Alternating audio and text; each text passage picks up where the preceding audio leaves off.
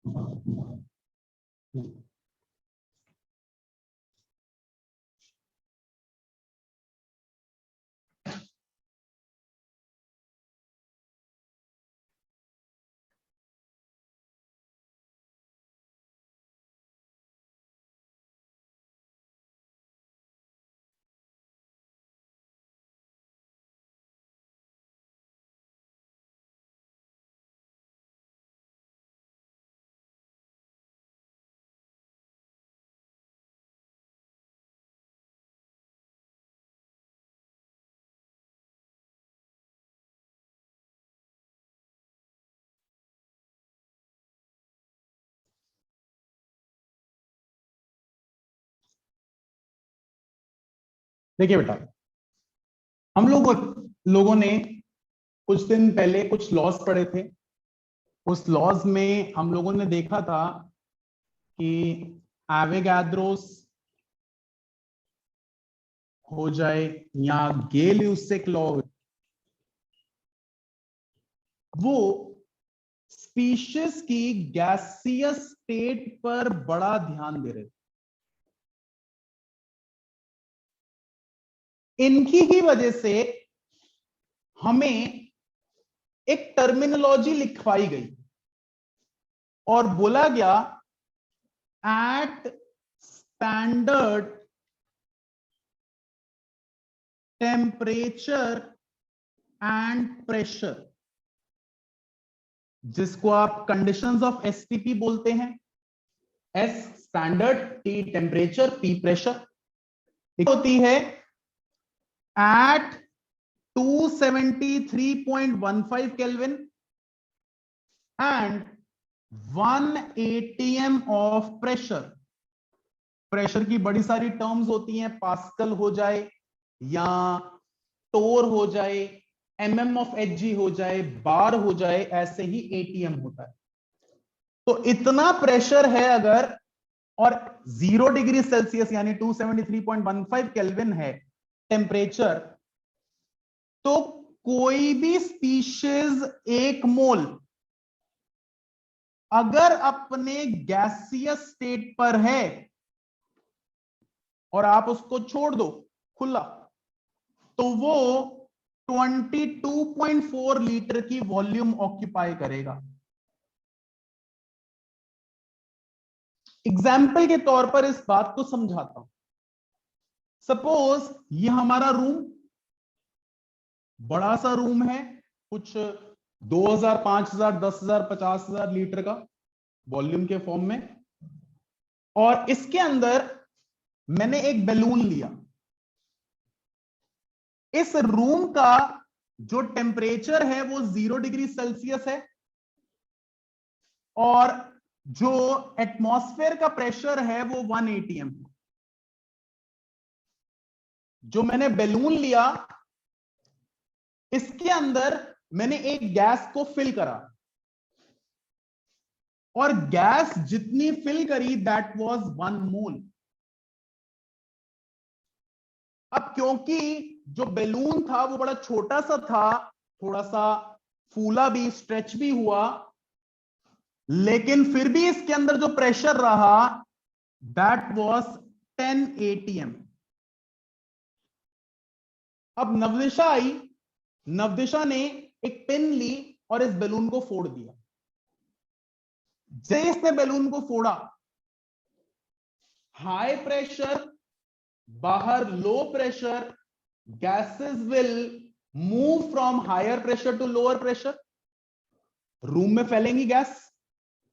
लेकिन इस रूम का pressure 1 atm, temperature 0 degree Celsius, वो गैस की ना बड़ी गंदी सी स्मेल है। तो वो गैस मुझे सिर्फ 22.4 लीटर की वॉल्यूम में ही स्मेल होगी। यानी सपोज मेरे यहां तक आकर वो 22.4 लीटर खत्म हो जाता है, मैं यहां खड़ा हूं, मैं कहूंगा मुझे तो स्मेल ही नहीं आ रही, और मैं थोड़ा सा आगे आऊंगा, हाँ कहूंगा बहुत गंदी स्मेल है। तो क्यों? क्योंकि ये गैस एसटीपी की कंडीशंस पर सिर्फ 22.4 लीटर की वॉल्यूम ऑक्यूपाई कर पाएगी अगर वो गैस 1 मोल है तो। जिसकी वजह से मेरे को एक और फॉर्मूला मिल गया फॉर गैसियस स्टेट सब्सटेंसेस। यानी मैं H2O की बात नहीं कर रहा, H2O इन गैसियस स्टेट की बात करूंगा। Number of moles is equal to given volume upon में volume of 1 mole gas at STP, या simply given volume upon में 22.4 लीटर,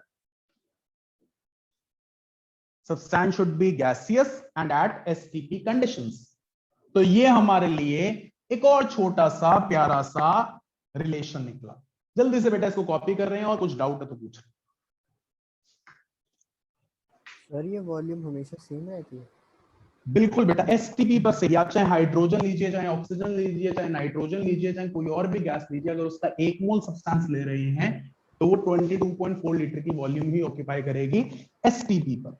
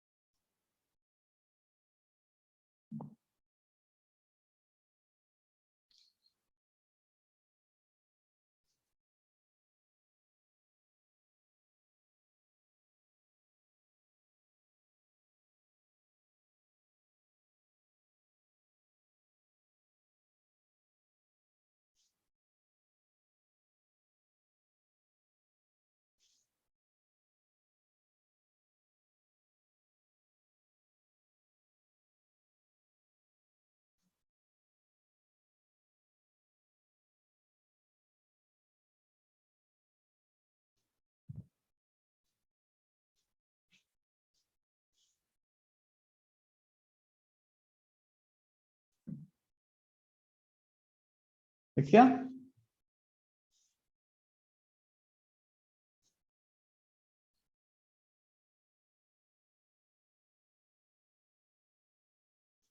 आई होप सबने लिख लिया होगा। यस। चलिए अब देखिएगा बेटा, मैं यहां पर एक छोटा सा क्वेश्चन लिखता हूं और गौर कीजिएगा क्वेश्चन पर। बड़े सारे कंसेप्ट्स का जंबल उस क्वेश्चन में दिखाई देगा। क्वेश्चन है आपकी एनसीईआरटी का क्वेश्चन है और रोड टू 100 के अंदर भी है। मैं एक्सटेंड वैल्यूज के लिए रोड टू 100 खोल लूं एक बार।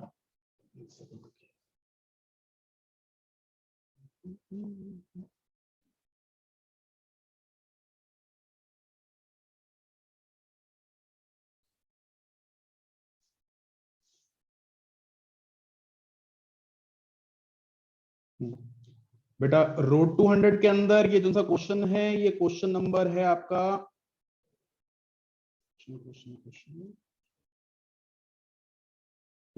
क्वेश्चन नंबर 15 पे नंबर 10 पर। क्वेश्चन क्या है? A welding gas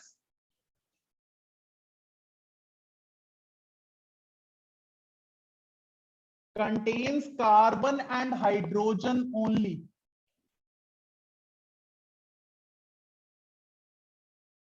Burning a small sample of it in oxygen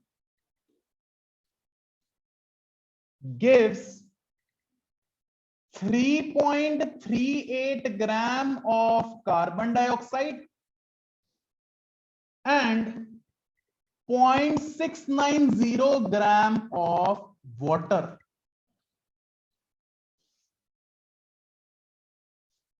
Ten liter at STP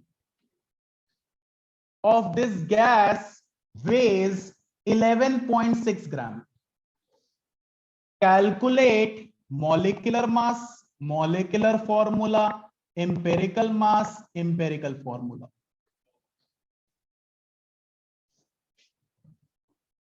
question को गौर से देखिए। हालांकि ये 2 या 3 स्टेप्स का क्वेश्चन है, मैं पहले अभी सिर्फ एक स्टेप पे फोकस करता हूं। क्वेश्चन को देखकर मुझे ये स्टेटमेंट नजर आ रही है। सान्या ये स्टेटमेंट कहती है कि कोई गैस है एसटीपी पर जो 10 लीटर वॉल्यूम ऑक्यूपाई करती है, अगर उसका मैं 11.6 ग्राम का मास ले लूं। तो मैं यहां पर फॉर्मूला लिखता हूं, number of moles is equal to given mass upon molecular mass. Shruti और आज एक फॉर्मूला करवाया, गिवन वॉल्यूम अपॉन में 22.4 लीटर। पुट करें 11.6 ग्राम अपॉन में मॉलिक्यूलर मास मुझे नहीं पता, 10 लीटर अपॉन में 22.4।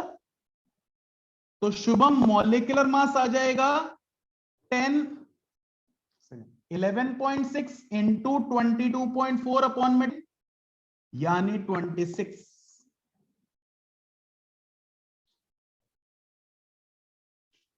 इतने से स्टेप, बाकी को भूल जाओ। अभी इतने से स्टेप में कोई दिक्कत बताओ?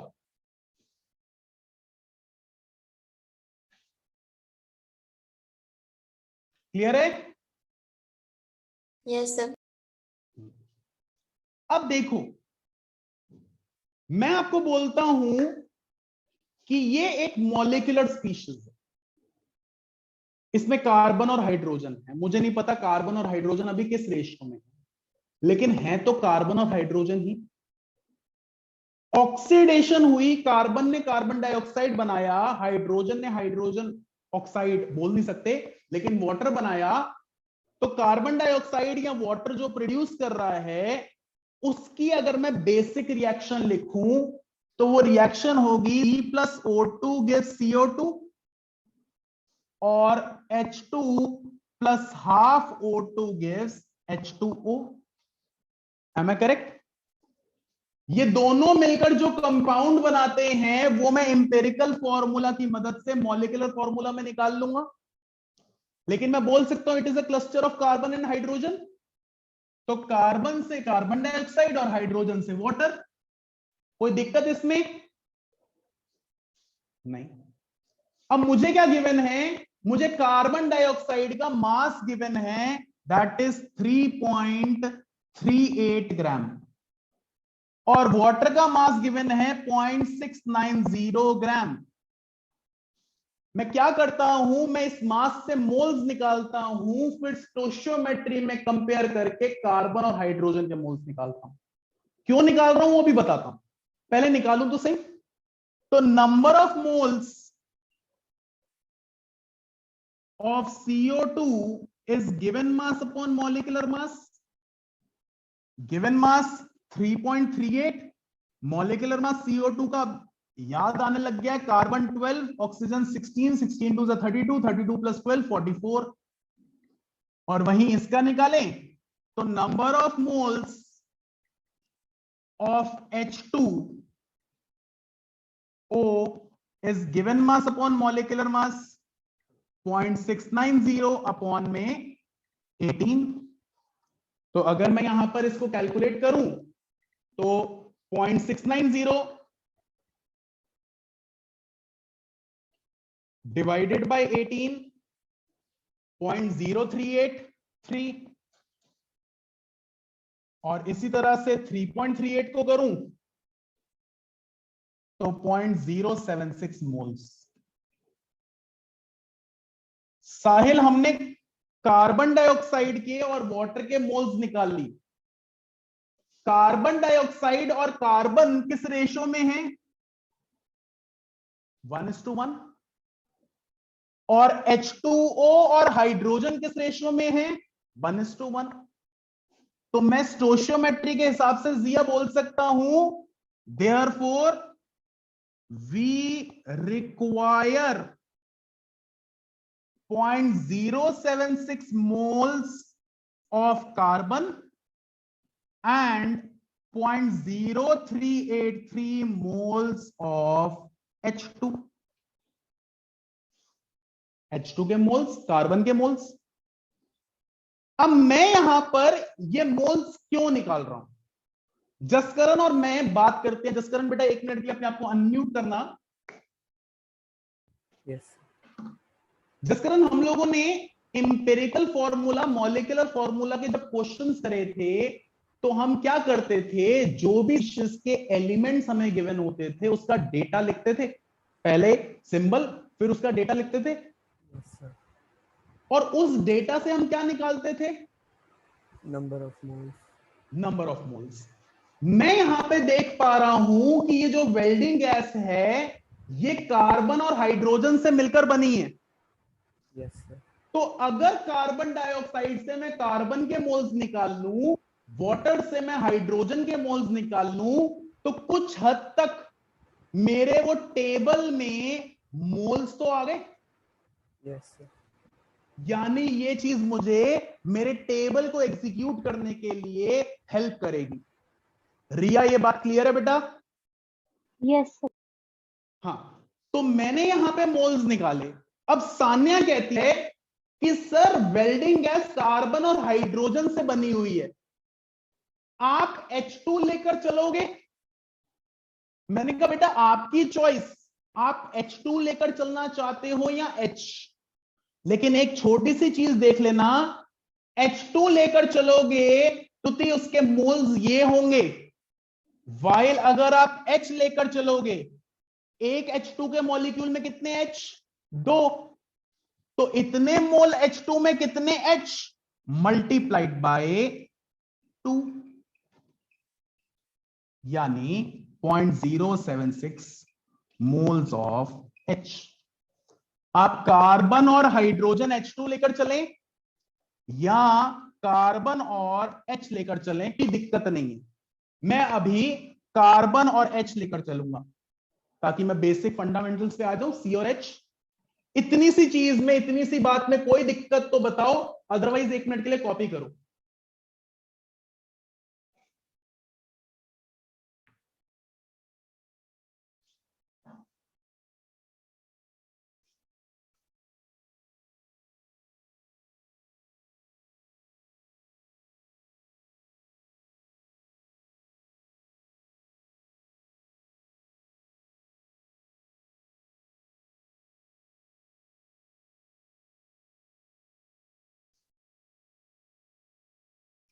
क्लियर है? किसी को डाउट?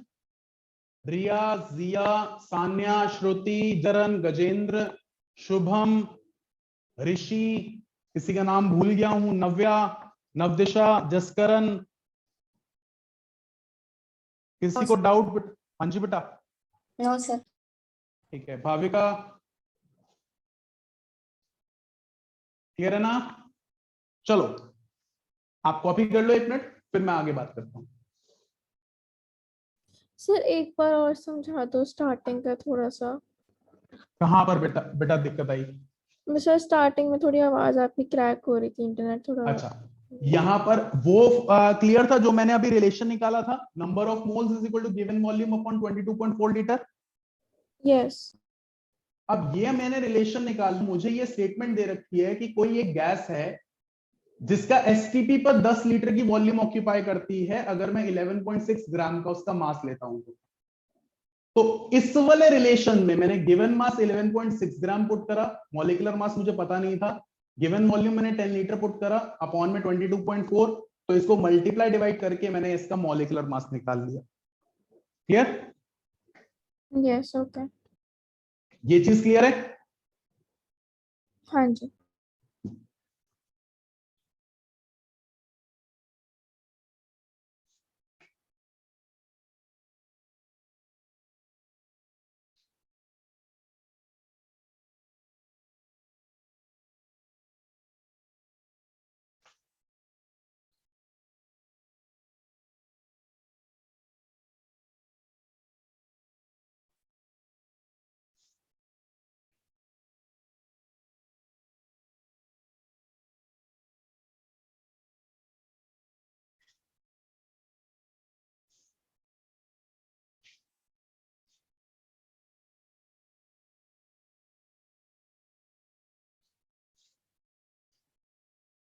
क्लियर? कर सकता हूं बेटा स्क्रॉल? रब नहीं कर रहा हूं, दोबारा से कॉपी करने का टाइम दे दूंगा। कर दूं scroll? Yes sir. Yes, sir. अब देखिए, अब मेरे पास कार्बन और हाइड्रोजन, क्योंकि मुझे इंपेरिकल मास, इंपेरिकल फॉर्मूला निकालना है, मॉलिक्यूलर फॉर्मूला, मॉलिक्यूलर मास की बात की गई है, तो टेबल बनाएंगे। टेबल में सबसे पहला कॉलम होता है सिंबल्स का, दूसरा होता है डेटा का, और तीसरा होता है मोल्स का। लेकिन सान्या इस बार तो डायरेक्टली मैंने मोल्स निकाल लिए हैं, तो क्या मुझे डेटा की जरूरत है? नहीं। No, sir. सीधा लिखो क्या सर? मोल्स। कार्बन के कितने मोल्स सर? 0.076। हाइड्रोजन के भी कितने मोल्स? 0.076। क्लियर? जो बच्चा इसको H2 लेता उसके 0.0383 लेते, वो भी एक बार करके दिखा दूंगा। ठीक है, तो यहां पे कार्बन और हाइड्रोजन C और H लिया तो 0.076 और 0.076। इसके बाद करते हैं सिंप्लीफाइड रेशियो में कन्वर्ट, यानी छोटे से डिवाइड करो, आज छोटा ही दोनों सेम है, तो 0.076 अपॉन में 0.076, 0.076 अपॉन में 0.076, दोनों क्या आ गए? 1। तो जो मेरी सिंप्लीफाइड रेशियो है वही मेरी मिनिमम पॉसिबल रेशियो है। मिनिमम पॉसिबल रेशियो को ही आप इंपेरिकल रेशियो बोलते हैं, यानी 1:1। तो कार्बन इज टू हाइड्रोजन की ratio is to 1, that is empirical ratio. इसी पे फॉर्मूला बना CH, which is empirical formula. Carbon का एटॉमिक मास 12, हाइड्रोजन का 1, total 13, that is empirical mass. इतनी सी बातचीत में किसी को कोई दिक्कत? नहीं। Second step, molecular mass sir मेरे पास है which is equal to empirical mass multiplied by e factor. Molecular mass 26, empirical mass 13 into E factor, तो ई फैक्टर मेरे पास आ गया 2, और इसको इंपेरिकल फॉर्मूला से मल्टीप्लाई करें, मॉलिक्यूलर फॉर्मूला आ जाएगा। CH को 2 से मल्टीप्लाई करें तो C2H2 will be my molecular formula. यहां से मैंने क्वेश्चन को रिजॉल्व कर लिया। अब आराम से एक बार कॉपी करने के लिए दे रहा हूं, ध्यान से देखिए, कॉपी कीजिए, कहीं कोई डाउट रहे तो पूछिए, परेशान हुए बिना।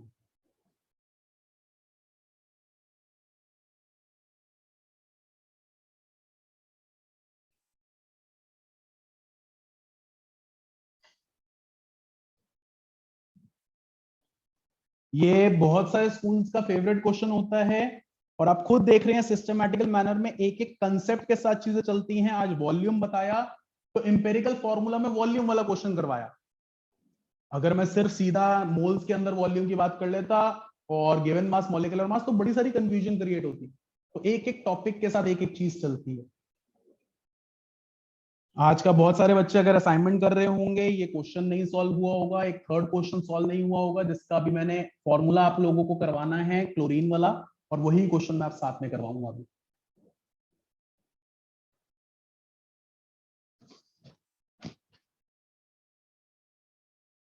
सर किसी का कोई टॉपिक मिस्ड है? पर्टिकुलरली मैं बात कर रहा हूं कंसंट्रेशन का, तो मुझे बता देना। परसों 1 बजे की क्लास है बैच नंबर 4 की, उनके थर्ड क्लास रहेगी बैच की। आप लोगों में से अगर किसी ने कंसंट्रेशन का टॉपिक करना होगा तो कर सकता है मेरे साथ दोबारा से। डेफिनेटली कंसंट्रेशन एक टॉपिक, दो टॉपिक, मतलब एक क्लास, 2 क्लास, 3 क्लास लेगा तो आराम से कर सकते हो, कोई दिक्कत नहीं है। किसी भी और अदरवाइज टॉपिक में भी दिक्कत है या कोई क्लास मिस हो रखी है, यू हैव क्लास रिकॉर्ड्स, अगर उससे नहीं क्लियर होता आप मुझे बताइए, मैं आपको क्लियर करके दूंगा। मेरे को कोई हेजिटेशन नहीं है भैया, जब 4-4 बैच लेकर चल सकता हूं तो इतना तो हेल्प कर सकता हूं। ये जून का बैच है, 1 जुलाई का बैच बनेगा, उसके बाद मैं एडमिशंस नहीं लूंगा। Only 150 students in class 11।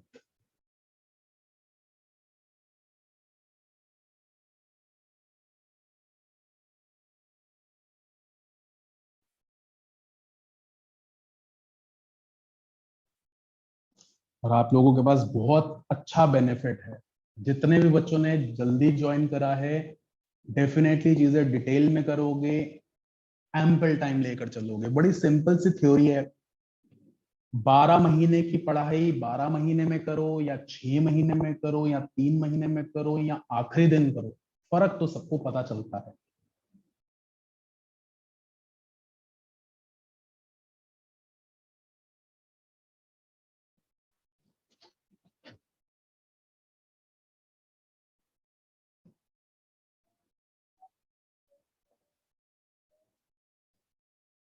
Copy कर रहे हो? कुछ दिनों पहले 2 बच्चों में, 2 सिस्टर्स में फाइट हो रही थी, एक के पेपर नहीं हुए, तो बड़ी सिस्टर कहती तेरे पेपर नहीं हुए, मेरे पेपर अभी होने हैं, मैं लेट हो रही हूँ, वेट कर रही हूँ, मैं परेशान हो रही हूँ। तो गुस्से में छोटी सिस्टर ने बोली जा, तेरे भी पेपर नहीं हुए। तो शायद हो सकता है जो 10th वाली सिस्टर के बिना पेपर के 11th में आई थी, उसकी 12th वाली सिस्टर के पेपर नहीं है। मैं पर्टिकुलरली किसी को बोल नहीं रहा हूं।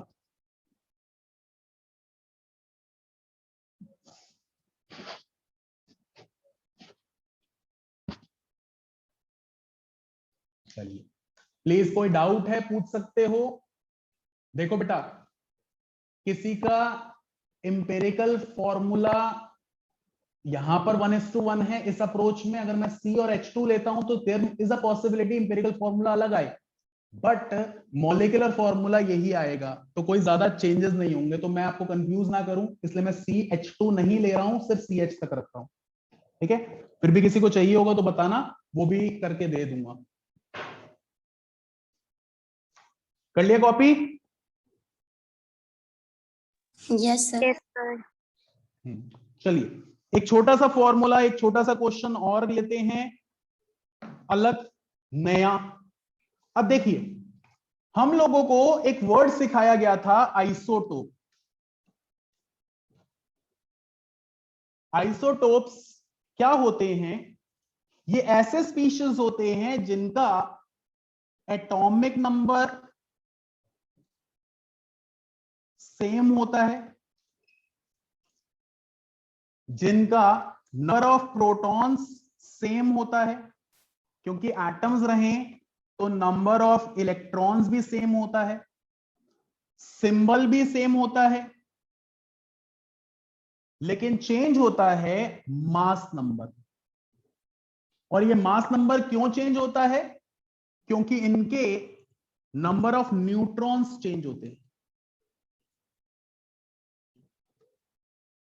एग्जाम्पल, मैं हाइड्रोजन 1 1 लिखता हूं, हाइड्रोजन 1 2 लिखता हूं, हाइड्रोजन 1 3 लिखता हूं। तो ये ऐसा स्पीशीज है जिसके पास 0 न्यूट्रॉन है, इसके पास 1 न्यूट्रॉन है, इसके पास 2 न्यूट्रॉन है। तो ये आपके पास आइसोटोप्स हैं। अब क्वेश्चन हमारे पास अराइज होता है आइसोटोप्स के ऊपर, उनका एवरेज एटॉमिक मास। क्योंकि नेचर के अंदर हो सकता है एक आइसोटोप बहुत ज्यादा हो, एक आइसोटोप बहुत कम हो। अब मैं नेचर से लेकर आया, सपोज शुभम नेचर से क्लोरीन लेकर आया, तो वो क्लोरीन में आइसोटोप 1 भी हो सकता है, आइसोटोप 2 भी हो सकता है। तो हम उसका एवरेज एटॉमिक मास लेकर चलते हैं, क्योंकि बाकी सारे कैरेक्टरिस्टिक्स तो उसमें सेम है। तो एवरेज एटॉमिक मास का क्वेश्चन का या एवरेज एटॉमिक मास का जो फॉर्मूला बनता है, बड़ी जगहों पर इस्तेमाल होता है, वो फॉर्मूला हो जाता है परसेंटेज एबंडेंस। कहीं जगहों पर एबंडेंस लिखा होता है, कहीं जगहों पर अकरेंस लिखा होता है, कहीं जगहों पर अवेलेबिलिटी लिखी होती है। जसकरण कुछ यूनिट लेकर आया, 100 ग्राम लेकर आया, अवेलेबिलिटी। मैंने खुदाई करके एक्सट्रैक्शन से कुछ यूनिट्स निकाले, तो वो अकरेंस। और availability in terms of whole environment, abundance. तो सेम वर्ड्स हैं। Percentage abundance multiplied by its atomic mass for isotope 1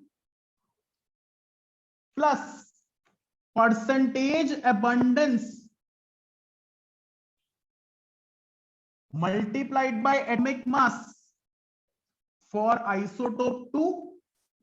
अब 3 होता तो 3, 4 होता तो 4 डिवाइडेड बाय 100। यानी अगर किसी स्पीशीज के 2 आइसोटोप्स हैं, तो आइसोटोप 1 और आइसोटोप 2 का सम डिवाइडेड बाय 100। किसका? Product of abundance and atomic mass. 3 होते तो 3 का, 4 होते तो 4 का। इसको मैं क्वेश्चन के साथ रिलेट करता हूं। क्वेश्चन आपकी एनसी, हाँ जी बेटा, दोबारा बता दो। क्या? Percentage abundance. परसेंटेज एबंडेंस मैं बोलता हूं नेचर के अंदर क्लोरीन 75% 35.5 वाला है, तो वो 75% मेरे लिए परसेंटेज एबंडेंस हो गई। अब क्लोरीन के 2 आइसोटोप्स हैं, एक 75% तो दूसरा 25%। अगर 3 होते, एक 75 एक 10, तो तीसरा वाला कितना? 15। क्वेश्चन करके दिखाता हूं, क्वेश्चन से देखिएगा। क्वेश्चन आपकी एनसीईआरटी का है और रोड 200 में भी गिवन है। Question number 5 page number 10। Question है कि मेरे पास 2 क्लोरीन है, एक क्लोरीन 35 और एक क्लोरीन 37। जहां पर क्लोरीन 35 की नेचुरल अबंडेंस है 75.77% और क्लोरीन 37 की है 24.23%। ये परसेंटेज एबंडेंस है। और इनका मॉलिक्यूलर मास दे रखा है, या एटॉमिक मास दे रखा है 35 और 37। कैलकुलेशन आसान करने के लिए लिखिए ऐसे, 35 और 37। तो बताइए क्लोरीन की एवरेज एटॉमिक मास क्या है? क्लोरीन का एवरेज एटॉमिक मास बताने के लिए मैं इस डेटा को रख कर रहा हूं, ये सबको पता है आई गेस। पता, यहां एक सेकंड में अगर कोई इसने कॉपी करना है तो कर सकते हो।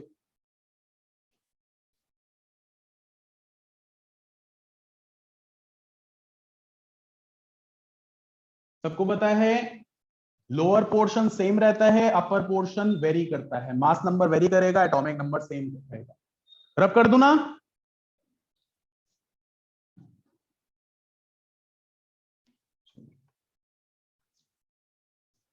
तो यहां पर इसी फॉर्मूला में लेकर चलते हैं, average atomic mass is equal to percentage abundance of isotope 1।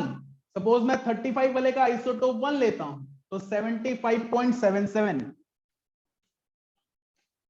Multiplied by its atomic mass plus 24.23 multiplied by 37 upon में 100। अब मैथमेटिकली इसको सॉल्व करते हैं,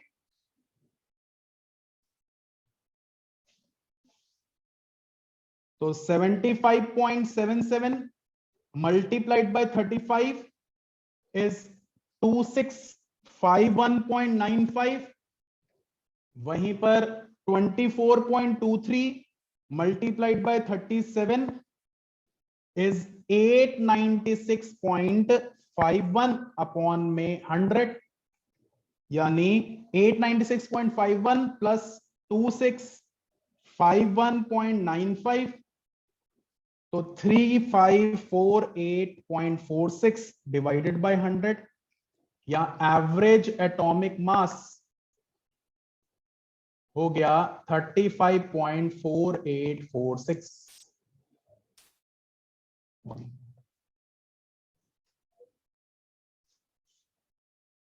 लीजिए, सर एक ग्राम में होगा ना? एवरेज एटॉमिक मास बेटा म्यू में भी लिख सकते हैं और ग्राम में भी, ठीक है। जल्दी से कॉपी कीजिए इसको।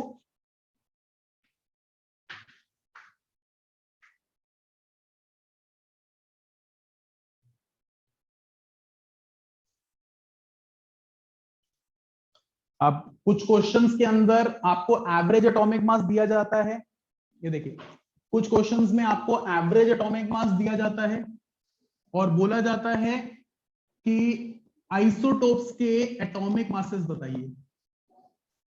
तो यहां पर एटॉमिक मासेस बताने हैं, एक को x एक को y लेकर भी कर सकते हैं जब आपके पास परसेंटेज अबंडेंस दे रखी होती है, या दो के एटॉमिक मास गिवन है और परसेंटेज अबंडेंस बताइए, तो एक को 100 लेंगे, सॉरी एक को x लेंगे और दूसरे को 100 माइनस x, दोनों की परसेंटेज अबंडेंस भी आ सकती है। तो स्ट्रेट अवे क्वेश्चन बनता है। याद करिए आपके पेपर में मेरे से गलती से डल गया था ब्रोमीन वाला, तो वो ब्रोमीन वाला इसी कंसेप्ट के ऊपर क्वेश्चन था,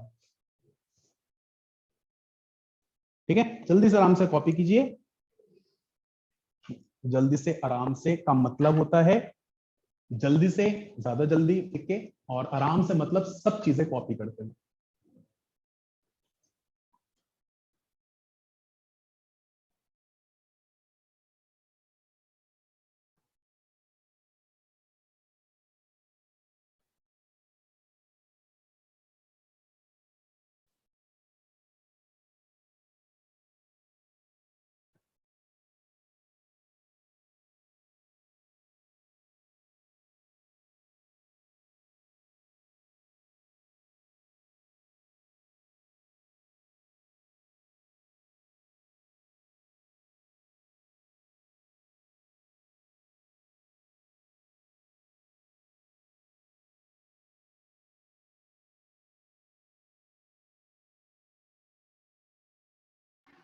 सर हाँ जी बेटा। सर हम इस फॉर्मूले को दोनों के नीचे 100 करके नहीं कर सकते? दोनों के नीचे 100 कर ले यार, मतलब मैथ्स में a plus B divided by 100 को a by 100 plus b by 100 नहीं लिख सकते? वैसे भी कर सकते हैं ना? हाँ हाँ। ओके।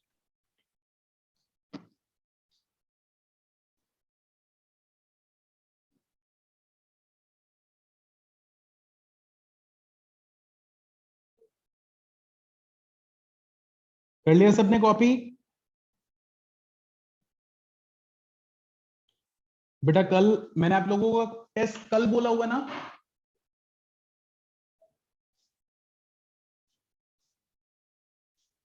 ग्रुप पे चेक करो मैंने कब आपको टेस्ट बोला है।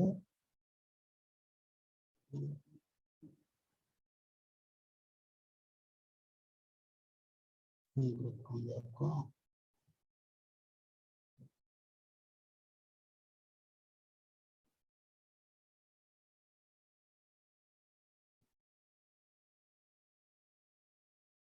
मैंने आप लोगों को ग्रुप में टेस्ट नहीं बोला? नहीं सर।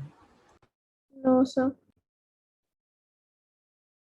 ओके, तो फिर आप लोगों का थर्सडे को टेस्ट होगा, ठीक है? और मतलब परसों टेस्ट होगा, क्लास के टाइमिंग पे क्लास होगी, लेकिन 12 बजे से लेकर 8 बजे के बीच में कभी भी आप टेस्ट दे सकते हो। That will be only MCQ based test, और जो उनसे क्वेश्चंस रहेंगे वो भी इसी चीजों के आसपास रहेंगे, ठीक है? और एक टॉपिक रहता है अब आपका, that is basic units and measurement, इसमें साइंटिफिक नोटेशंस और सिग्निफिकेंट फिगर्स रहता है, और अदरवाइज ये चैप्टर कंप्लीट हो जाता है।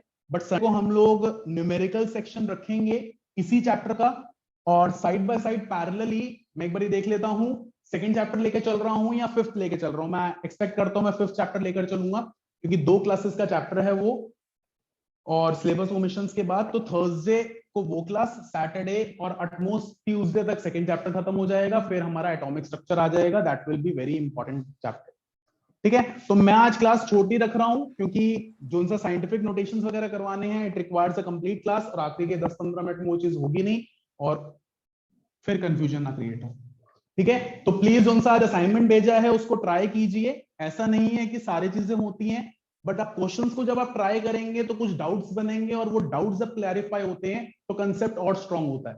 तो प्लीज मेक श्योर आप बोले क्वेश्चंस करते हैं। There are 25 questions, and I hope कल तक आप एक असाइनमेंट दे दें, उसका आंसर दे दें, क्योंकि मैं एक हिंट दे रहा हूं, परसों के टेस्ट में इस असाइनमेंट से काफी क्वेश्चन दिखाई देंगे, ठीक सर है? जो वो था सिलेबस में रिडक्शन वो इस साल की है?